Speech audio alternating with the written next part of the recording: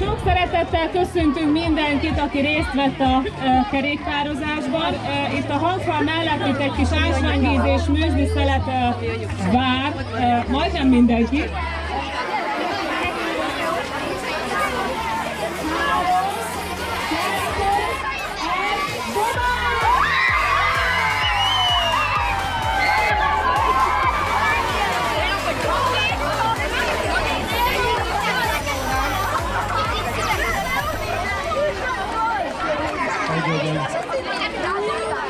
Szeretném megköszönni mindenki részvételét a mai délutánon.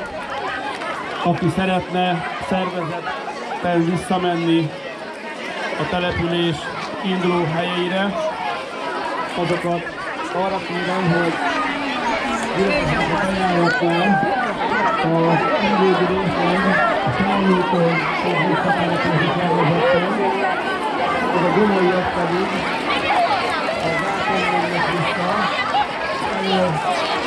Marton Dániel, hátul Kihívásban.